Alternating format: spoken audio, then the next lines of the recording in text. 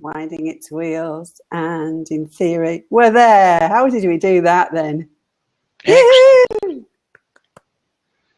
Well, we've done it. The first time ever I managed to get my guest into the back office and bring them online together at the same time. So welcome to the Midlife Retreat, everybody. This is the place where you can relax, rejuvenate, get rid of all your worries about the day, close that door, leave the whole world behind you, put your feet up, give yourself a nice relax. And to start with, we're going to have a nice couple of deep breaths. Are you with me, James? You ready? I am, In we yes. go.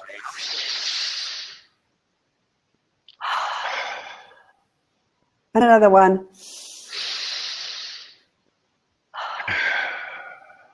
Let's leave all those stresses behind us and let's enjoy an hour in somebody else's company. So just a few housekeeping rules. If you want to use the sidebar there, the chat at the side, you can leave comments to other members who are watching or comments to James and I. If you want to leave James a question, you can do that down below, or you can use the sidebar. We're not bothered. If you do use down below, let me know in the chat because I sometimes forget to look.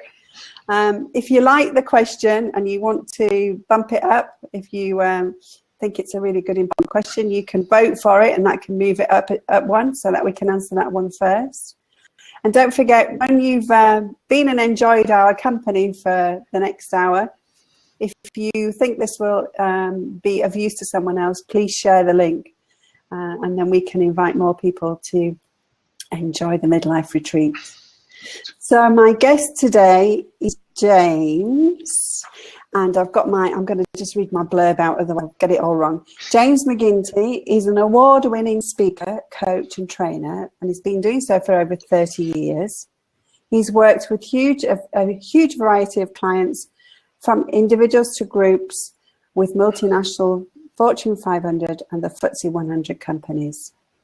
James currently focuses on coaching, training and workshops for people who need to improve their presentation and communication skills, and specializes in working with people, that's my terrible writing, working with people to get their business pitches crafted to perfection so that they are never lost for the right words to say in a presentation or in a meeting. James is also the author of the best-selling book, It Is What You Say, which he discusses the importance of getting your business communications right, no matter who you are in communication with. And I think I need a lesson in communication from James with all those mistakes in that one. Welcome, James. Thank you for being with us today. Thank you very much indeed, Kay. Glad to be here.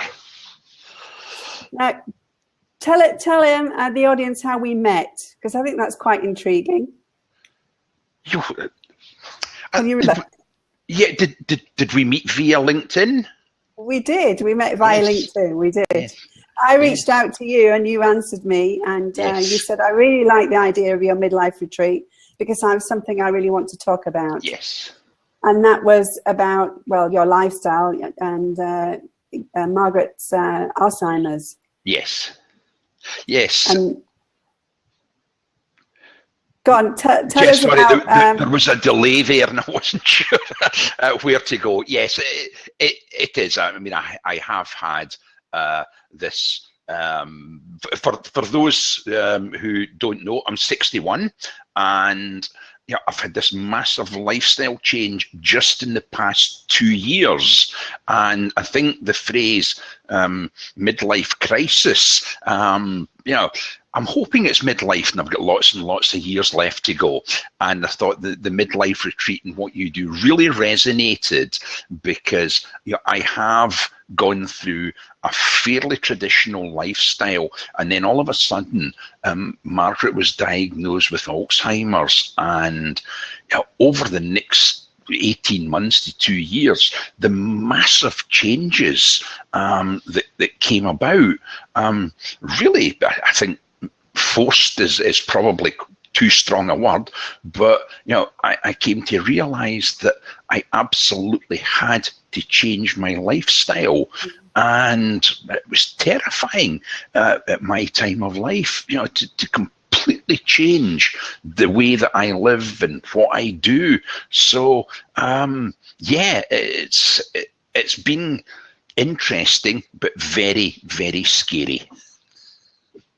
So before we go anywhere further, just explain to everybody what you understand by the term Alzheimer's. Yeah, because again, it's one of these things that I always made the assumption, I think like most people do, that Alzheimer's is just somebody that they get old. I think they used to call it senile dementia at one time. People get old, they start to become forgetful, and then it becomes much more than that, and the short-term memory goes, and then people just forget things and become non-functional. It's in fact way more complex than that, and Alzheimer's dementia is the correct term for it, and it is about memory loss as well as loss of function and loss of organizational ability. It affects all aspects of the brain and things that people wouldn't understand.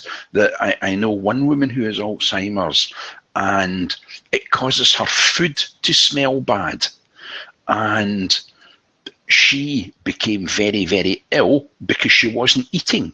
And it was her daughter discovered that what was happening was the food smelled really bad, so she couldn't eat it, so she scraped it into the bin, put her plate into the kitchen sink for washing, and then because she saw the empty plate, even though she felt hungry, she assumed that she'd eaten, and she was gradually wasting away. Margaret can still go and make a cup of coffee, and she can make a sandwich, and she can open a tin, but she can only do very, very simple things. She can't make a meal because she can't organize herself to have 3 or 4 ingredients, and operating the cookers become really too complicated for her. So, and there's other effects that she has false memories because of short-term memory. Alzheimer's is a kind of, it's a sort of plating almost that goes over some of the brain cells. So the brain cells are still there, but this plating, this coating, stops the communication between those brain cells. And that means that she can't store short-term memories because it happens in that area of the brain first. So she stores things in mid-term memory instead. And I think the example most people have heard of is that if I say to you, don't think of an elephant, the first thing you have to do is think of an elephant and then try and dismiss it from your brain. And what happens with Margaret is, as she places something into her memory, she thinks about that memory. And we all do, as we record memories, we think about those memories. But because she's putting it in mid-term memory, she feels that it's something that happened 2 weeks ago. And yesterday, for example, we were out driving, and there was some workmen in a field, and they were very obvious because of the high-vis jackets and things like that. And Margaret just said, do you know, they're there every day when we passed, and we'd never seen them before. But for Margaret, that's a very real memory from a couple of weeks ago. So it's not just a simple loss of memory. It impacts in all sorts of areas, and it can have, for a lot of people, it can have quite devastating side effects. And Margaret has lost something like 60 pounds in weight since she was diagnosed because it's affected her appetite somewhat, and she just she can eat a very small amount of food and feel full up. And I have to watch every bite that she eats and make sure that she's getting the correct calorific intake. So that there's all sorts of processes that go on there. Yeah, I remember the one thing that really struck out for me when we talked after our on our first Skype call after we'd met on LinkedIn was that you said you'd had a really interesting life down south, and when Margaret was diagnosed with Alzheimer's, you realised that you needed to move her back to Scotland.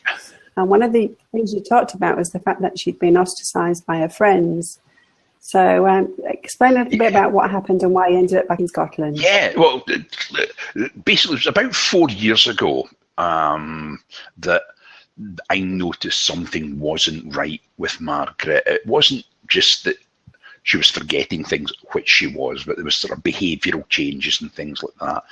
And we had the most awful 3 months. We really did, because neither of us knew what was going on.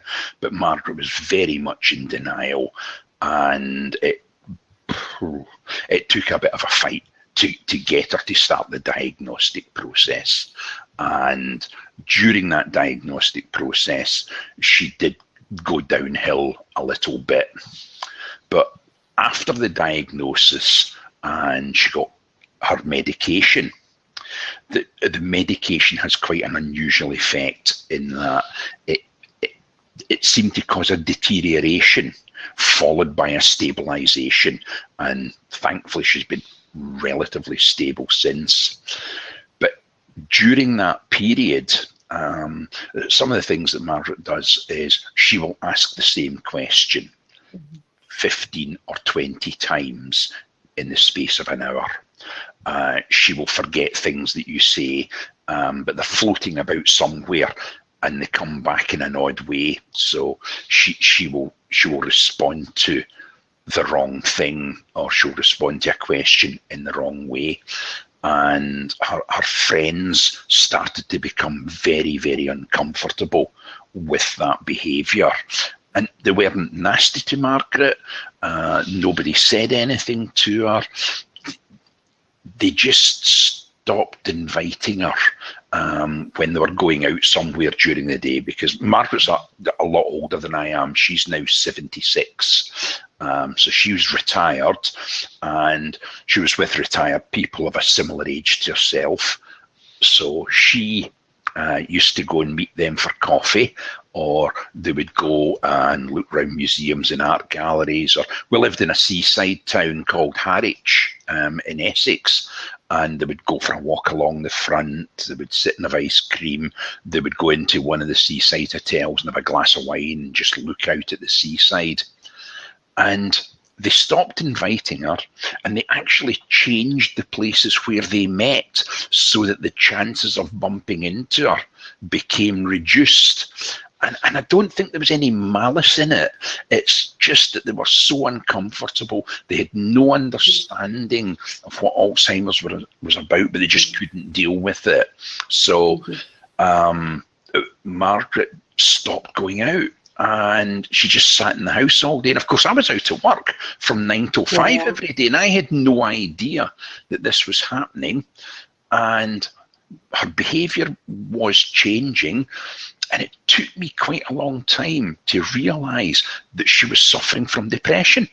And, you know, when we got her to the doctor and the doctor diagnosed her with depression, then that was the point where I realised that we couldn't continue as we were, because I couldn't possibly go out and work 9 to 5, leaving Margaret at home on her own all day. Right. And at that time, I was in full-time employment, but also I was doing some like coaching and training on a part-time basis in the evening. So I was probably out on work-related issues for up to 80 hours a week, and then sleeping, you know, for another 70 hours a week. So as you can imagine, if you can do the math, you know, that left me 18 hours where I could potentially be with Margaret, but during those other 18 hours I was doing some things for myself. We had shopping to do, we had housework to do, so really my interactions with Margaret were probably no more than a couple of hours a week, and that just fueled the depression further, because I didn't know what was going on at that time. The support mechanisms within the NHS are almost non-existent, and we have to look to the voluntary sector. And unfortunately, the voluntary sector really works best in large populations. and we didn't live in a large population down south, so even the voluntary sector wasn't that helpful, and that's what led to the decision for us to move back up to Scotland so that we could be near family and get a bit of support from them. So how has Margaret coped with the moving her from her home to a different environment? Because they say as well, that's one thing that's sort of like not recommended with Alzheimer's. Yes. So how did you do? Yeah, it's not something that's recommended, and I took a huge chance because, unfortunately, having made the decision, we came up to Scotland to look for new accommodation, and we were coming up most weekends, and we would stay with Margaret's son and daughter-in-law, who have just been massively supportful. But Margaret had a heart attack on one of those visits. And at that point, we had identified an apartment that we were going to rent, and we had found a buyer for our house. It was remarkable how it came together at just the right time. But I was kind of left on my own to deal with everything because Margaret couldn't travel. And I took a massive decision, and I gave away, sold, or threw out almost everything we owned. And because I thought, I was aware that moving wasn't something that was advised, but I thought it was the better of the two things. I thought, well, if we're moving, let's just clear everything out and start completely fresh. So we got rid of all our furniture, white goods, things like that. We kept our personal stuff, and we set up completely fresh. And Margaret absolutely loves it because she has got her family around her, and that's made the difference. It did take a little while for Margaret to get into the way of where everything is and have things in an easy to find manner. But the fact that we got rid of so much stuff means there's virtually no clutter in the house. So that, and if anything goes missing, there's not that many places to look for it. And again, because of the organizational thing, I do the washing, the cooking, the cleaning, the shopping, etc., etc. So Margaret doesn't have to worry about any of that. And that's made her much more relaxed, and she's really settled into the new environment. And she's not as comfortable going out on her own as she used to be because she doesn't recognise the landmarks round about her. And also, I mean, I don't want to make it sound like Margaret's a complete wreck or anything like that, but she has had both knees replaced, over the years, so she doesn't walk that well either, and she's a bit scared of crossing the street. And we are now just on the edge of town in Paisley, and there's a lot of traffic about, so she really just doesn't go out on her own anymore, which she used to do before our friends deserted us when we were down south. So yes, it was a very traumatic decision to take, and I was aware at the time that I took it that people advise against it, but it's worked out really perfectly well. I must admit, I really agree with you with the downsizing and decluttering and de-stressing your life. Yeah. It's amazing. I think, we went through that experience moving here to Zanzibar, and it was only because we chose to move. Yeah. But the fact that we've got rid of everything that we didn't need has meant that, our lives are much simpler and there is less stress. And as you say, you can find things. There's no excuse if you can't find it, because it's very little to sort through to find it. So it makes a huge difference. Yeah, I would recommend that to anybody, no matter what. The decluttering, excuse me, I'm just trying to get some orange juice out the fridge as I disappear off camera. The decluttering really, it's made such a difference. Although I have to say that there may be another bout required, because just looking about me, and I can see a few things that have crept in over the past couple of years since we've been back in Scotland. I put my hand up as well and say things have crept in here as well that we're using on a regular basis. Yeah. And my husband and I keep looking at each other and going, we're only leaving with 20 kilos when we leave here. So, you know, if we buy it, it's staying. It'll be given to charity or sold or whatever, but it's not coming home. So, it's very easy to put things that, you know, that you miss, that you think you really need, when in fact you probably don't really need it. So I know that. Yeah. I know that feeling. The books were the hardest thing to get rid of. Talk a little bit about you, because obviously we've talked now about Margaret, and obviously you've been through huge big changes in your lifestyle as well. So tell us about how you feel and how it's affected you, and you know, the positives out of your change. That's the thing that surprised me most.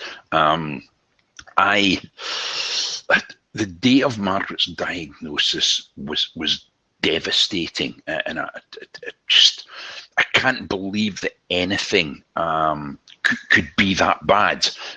And it was badly handled. I think we both knew by the time Margaret had gone through this battery of tests. It took 2 years to go through this battery of tests and scans and all sorts of things. Because again, the NHS has got limited capacity and they can only schedule appointments when they can, but they also had to do baseline tests and then get her to come back 2 or 3 times so that they could do a comparison.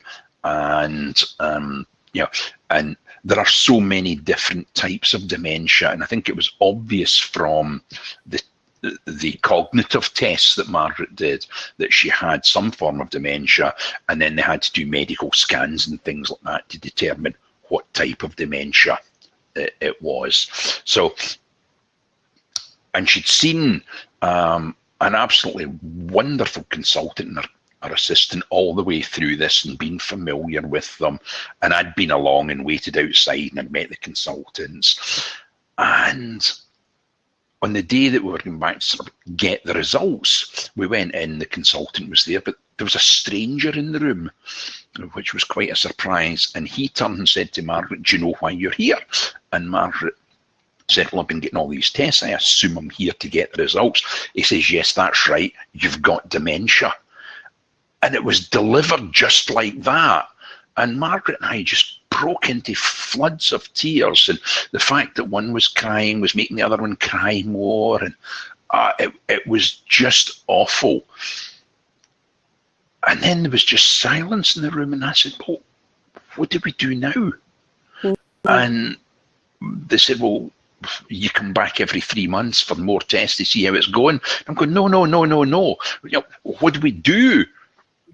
And he said, "Well, go and see your GP." And of course I went and I made an appointment with the GP, and I said to the GP, "What do we do?" And the GP just went, "Well, you know, you work through the medication and we do that." I'm going, no, what do we do?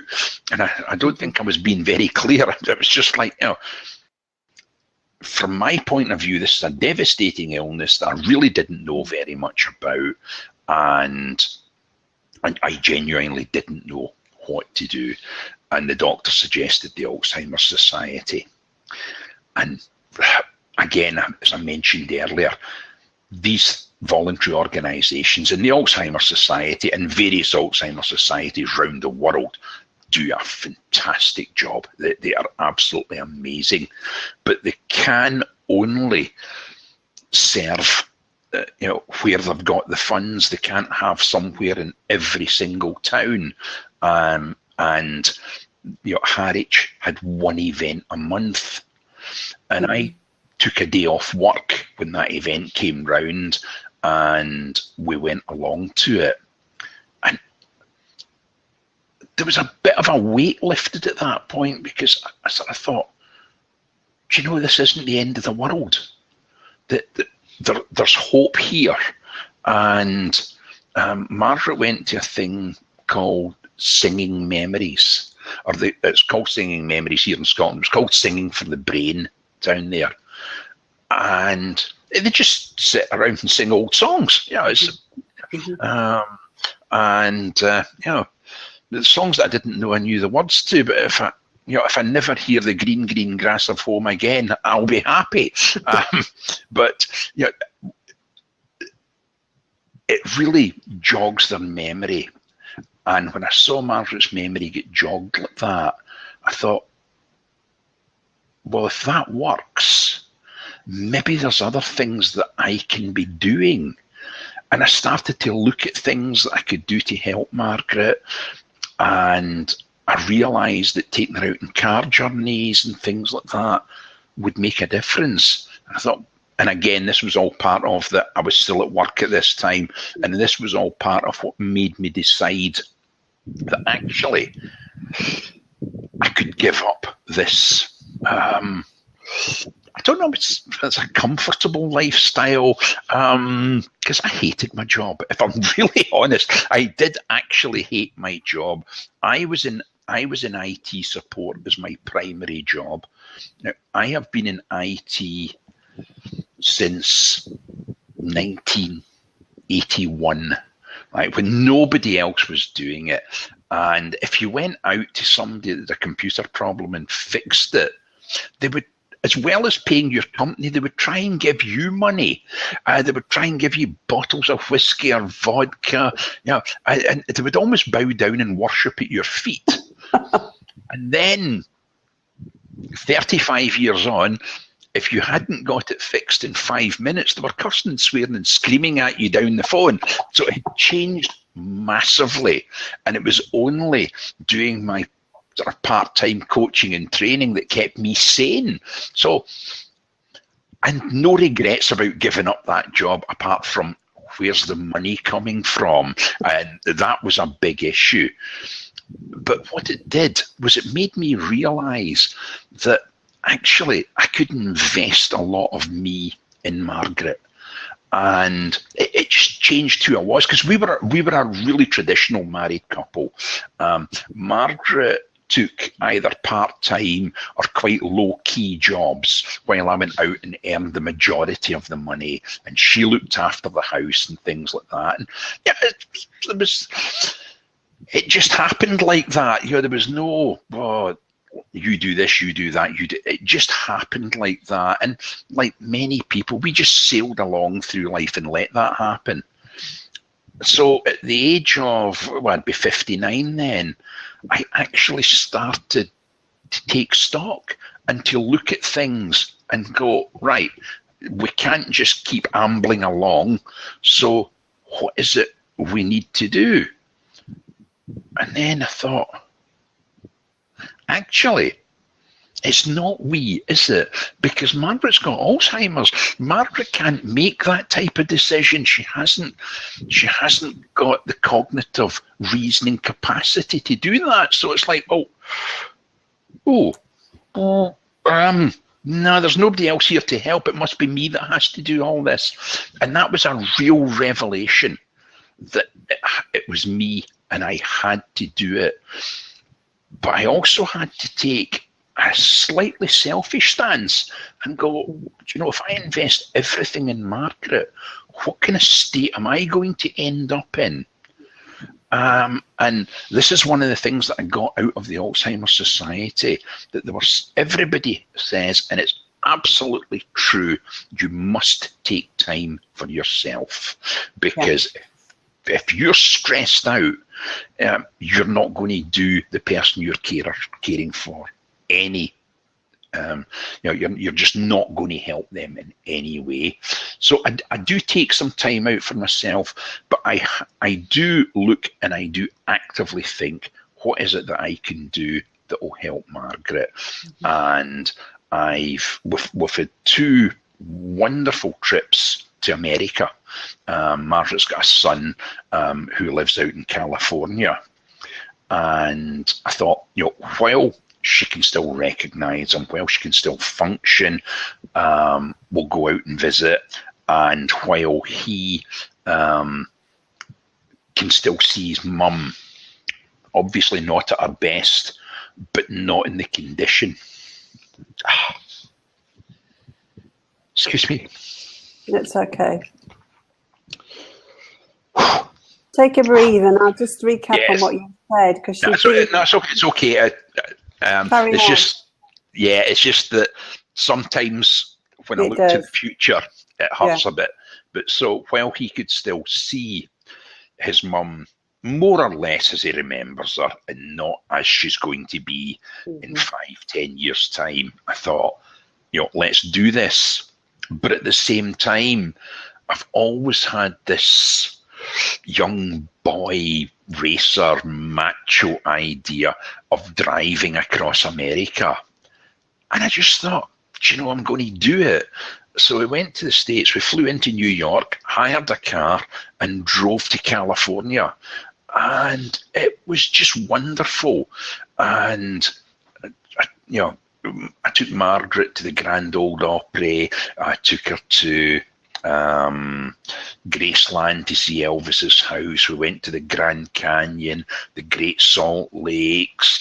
On the way back, we, because we drove north and then across the Great Lakes and over to Niagara Falls into New York. And Margaret remembers the big events from that. So there was a lot of taking her to see huge things that she'll remember. But at the same time, there was a lot for me in it. And I have to say that in doing these things, I've really grown as a person. It's made me more thoughtful, more considerate. I don't want to offend anybody here. I still think mindfulness is a little bit on the woo-woo side. But when I think about what I'm doing, there is actually a degree of mindfulness in there. It's just hidden in a different way. So I keep seeing sort of meet-up groups and things like that for mindfulness, and I go, oh, really, sort yourselves out. But in fact, I do realise that mindfulness in some way, shape or form is actually what it's about. You do have to be thinking in the moment. You do have to be positive in your thinking, and you have to think with a purpose and live with a purpose. And you have to accept that, I've got a grand plan that goes a few years into the future, and it's good to have the plan, it's good to have goals, but you really, when you're living with someone with Alzheimer's, you really do have to be in the moment an awful lot of the time. And you have to be able to forgive yourself for those times when you lapse, I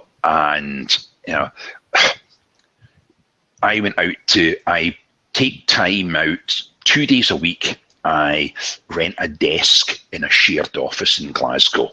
And yesterday was one of the days that I went out, and I leave Margaret notes to let her know where I am, when I'll be back. And I know that she can cope on her own for those few hours. And recently we've discovered something marvellous. Margaret loves to do jigsaws. Who knew? And she can cope with jigsaws, and I just didn't think that was possible. I mean, she's very slow at it, and it is difficult for her, but she really enjoys it. And I end up doing most of it, but she does huge amounts of them herself. I have to say that she probably does about 15 to 20% of every jigsaw, and she gets there. I went out yesterday morning, and there was a jigsaw sat on the table, probably more than 3/4 finished. And I knew she would sit there and pick away at it, but she would never be able to finish it. And I was looking forward to coming home and finishing it. And I walked in, and the coffee table was bare. I said, "Where's the jigsaw?" And she must have seen the annoyance in my face. And I thought, oh, that was just the wrong way to say that. And you have to learn that when things like that happen, you have to forgive yourself. Allow that you've slipped, and then try and repair things as possible. And I said, I'm so pleased you finished it, but I'd just have liked to have seen the finished picture, so I'm going to have to do it again. And she went, oh, I didn't finish it. I said, what? She says, I couldn't finish it. It was too hard, so I just put it back in the bag. And I just went, oh. And of course, she got really upset. And I thought, you know, that's 2 slips in as many minutes. Sort yourself out here. And I recovered the situation. We're all right about it. And when we've finished this call, I'm going back to get it back out of its bag and we're going to redo it. But there are constant slip-ups where things, they just come at you out of left field, as they say, and you've no idea what's going to happen. The behaviour changes. And it is stressful. There's no question about it. It's never going to be easy. But it's a question of adapting. It's a question of remembering how to handle situations. And it's a question of, and again, something that I can't even remember where I read it, but it's just a most wonderful tip for everybody, no matter what their circumstances. And that is, when you walk back into a room, or you've been out all day and you walk back home, say nothing critical for the first 10 minutes. And go in with that in mind, that no matter what the situation is that reigns inside, you're going to be happy and positive and upbeat for at least 10 minutes. Because, you know, the number of times I've heard people saying, you know, God, you just come in, you know, and all I'm getting is criticism here. And it just doesn't need to be the first thing that comes out of your mouth. And that's what happened to me yesterday. Despite knowing that, trying to do that, it was just the shock of seeing the empty coffee table. And it's a silly thing. It's a jigsaw, for Christ's sake. You know, it really doesn't matter.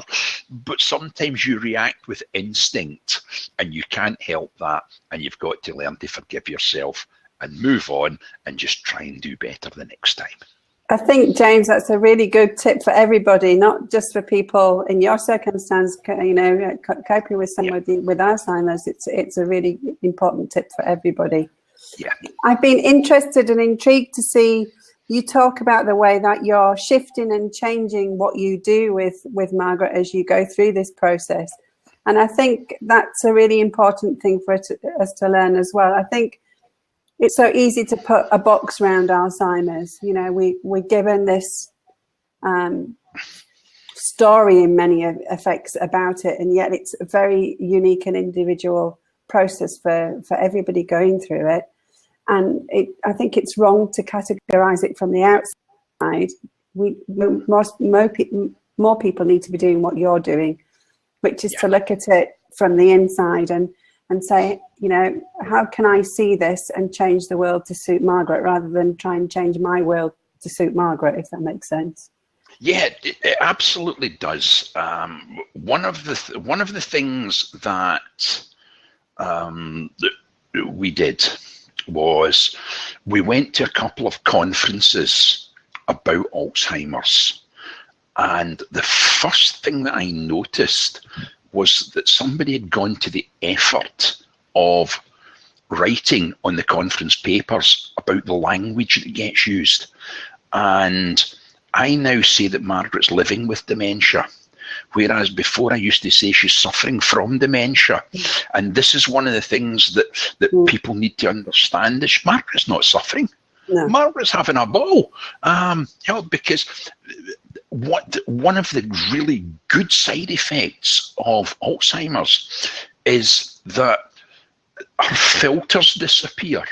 So she just sails through life, and she's quite unconcerned about things. And it can have its moments. And I'll just share a little anecdote here. We went out for a drive one day, and we stopped in a little town, which I'll recommend to anybody that's ever up that way. It's near Skye. It's called Kyle of Lochaush. Beautiful little place. And the cafe was packed. And we sat in a little bench seat at a table. And there was a couple to the side of us. And as they were going out, the woman's backside bumped my shoulder, and Margaret went, and I just went, it's okay, don't worry. She went, well, it's okay. And the couple went out, and another couple came in and sat in the bench seat, and they get in without incident. And Margaret just went, see, she get in without hitting you, and her bum's much bigger than the other woman's. And and these things happen, and I just laughed. And thankfully, it turned out this other woman was French, and she hadn't understood what was said. But Margaret just tells it like it is now. She doesn't have to go through this issue of wondering if it's the right thing to say or not. She just goes ahead and says it. Perfect.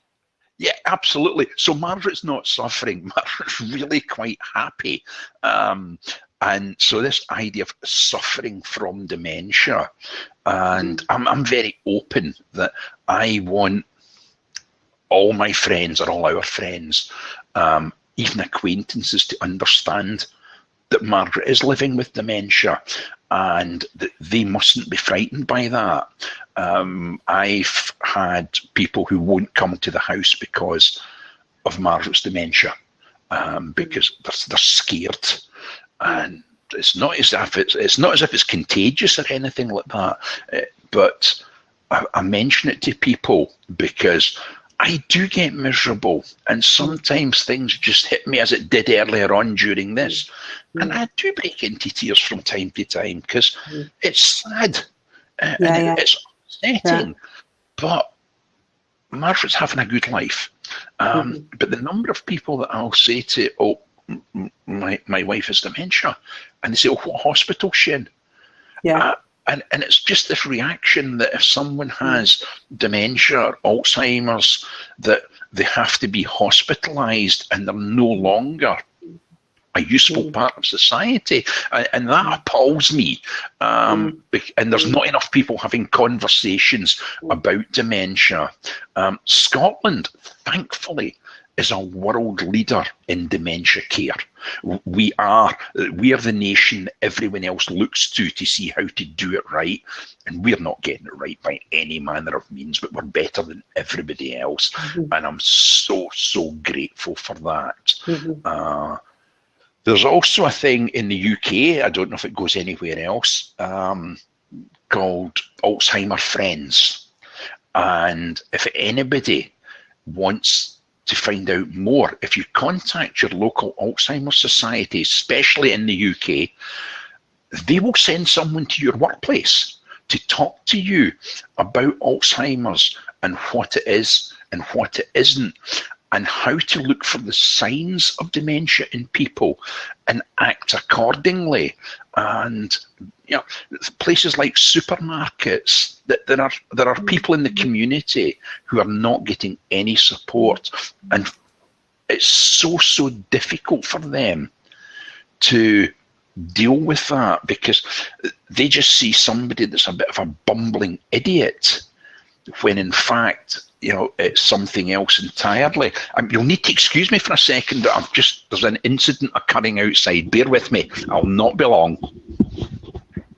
So Vanessa, thank you for putting up Purple Angels. I think that's also an important contact. I'll get James to write some of the contacts he's talked about to put into the chat as well, so that people who are watching this on replay can look at the chat line here and go to anything he's referenced. One of the things that I've noticed that James has talked about, he's talked a lot about Alzheimer's and that we treat it in such a negative way. And I think if we can get this video out to other people and get them to see it, that's going to be really, really important. So please pass the message on. I was just saying, Vanessa put in the chat Purple Angels also. You can get in contact with them in the UK. All right. And what I've suggested you do, if you can for me, James, is just put the names of the places, the organisations you've talked about in chat. And then people who are listening can see them there. That'd be really good. I think for me, I've learned a lot from you today. I think you're a huge inspiration to us all. And it's really nice for someone to be able to chat openly about Alzheimer's and how to deal with it. And, I think you're a positive role model for anybody who's going through that. I want to ask you some personal questions, nothing to do with what we've just been talking about, but just some questions to do with the retreat. So let me just lighten the mood a little bit. What is the one thing that stresses you out about holiday? Airport security. Absolutely loathe and detest airport security. I understand the need for it. I'm happy to comply with it. But please employ people that are a little bit more reasonable about it. It just drives me wild. I love that one. That's really good. We haven't had that one yet. Yeah. What is the one thing you always take on holiday with you? My Kindle. Without hesitation, I load it up with way more books than I'm ever going to read. I'll buy 10 books before I go, and I think, I'm never going to read 10 books while I'm on holiday. But I just take it and I just disappear into it. It's such a joy, because who would have ever packed 10 paperbacks? So yeah, I love my Kindle, and it goes on holiday with me. Fabulous. What is the one thing you wished you'd left behind, not put in your suitcase? Nothing, not ever. I am the world's lightest packer. I count the days and count my underpants. Yeah, no excess whatsoever. If I ever have a flight cancelled, I'm wearing dirty underpants for the extra day. I pack exactly what I need and nothing else. Fabulous. And what is the one thing you need to ditch right now, mental or physical? Oh, procrastination. Okay. Oh, I am the world's best procrastinator. I just keep putting things off and off and off. And it leads to so much stress. It's unbelievable, but I still do it. And that is the one thing that I do need to ditch. And in fact, one of the things that I just mentioned earlier was the hardest thing for me to get rid of when we were moving was my books. 1,000 and something books that went to charity shops. And in there was a book by Brian Tracy called Eat That Frog. And I don't know if people are aware of the principle, the idea being that if you have to eat a frog, do it first thing in the morning, because then you don't have to worry about it for the rest of the day. And I'm going to buy that again, because it really is. It's a fantastic way of organising yourself and do the big difficult tasks first, get them out of the way, and the rest of the day is simple. And I just don't do it. So, I must ditch the procrastination. I think we'll chat after, and I'll make sure that we keep in touch, and I'll keep you on track. Yeah, thanks. So another question for you. What is the one thing you love to do which is sensibly selfish? You talked about needing selfish time, time for yourself. I call it sensibly selfish. So putting yourself first. As you said, you always need to recharge your batteries. So what do you do? I'm quite sneaky about it. I make sure that at least 3 times a week I take Margaret out for a drive somewhere. But we always go where I want to go, and we always see the scenery that I want to see. And yeah, so I love the River Clyde in Scotland. It's just such a beautiful river, and one of the things that I do at least once a week in one of those trips out is we will drive down along the banks of the Clyde. And yeah, Margaret enjoys it, but I've got to be absolutely truthful. I'm doing that for me, because I just love to see the water. So what's the worst advice you were ever given at midlife? Somebody, and it's way, way, way before my time, said the stupidest thing that's ever been said to the whole of mankind, and that is that life begins at 40. It really doesn't. It really doesn't. Life begins whenever you have that moment of realization that there's more to life than the mundane 9 to 5 and just doing the same things over and over again. And so, people say this life begins at 40, and I looked forward to 40, and it was just a piece of nonsense. Excuse me a second. Yes? Hi there. So have you got any more of the wind pads? Yes, if you go into the bathroom, there's a carrier bag just on the right-hand side there. Okay? So, sorry, I've got nurses in. Again, I didn't want people to think that Margaret's a wreck, but she's got cellulitis as well, and there's nurses in dressing her wound at the moment, and they couldn't find the wound pads. So I do apologise, but that's what life's like. You just deal with it and move on. Yeah. You have to, as is it, you just get on with it, as you say. Yeah. No problem. So what question were we in the middle of there? So we weren't. You'd finished. You'd said it perfectly. You said that the one big advice you were given, piece of advice you were given about being 40 was life begins at 40, which it doesn't. So that's fabulous. So can you type into the chat where people can find you if they want to get hold of you and talk to you? Yes, absolutely. And if people go to my website, there is a contact form there, and that'll show people all about me and what I do in terms of speaking, coaching, training, that type of thing, and basic communication skills and stuff like that. They can find me there. And they can also send you a personal message if they want to talk to you about any issues they've got with Alzheimer's as well. Absolutely, yeah. As I say, there's a contact form. You can use that contact form there to get in touch with me, and I will answer any and all questions to the best of my ability. I think the best thing to do is just say you came to James's site via the Midlife Retreat, so that James knows where you're from and know where to direct his answers. Yeah?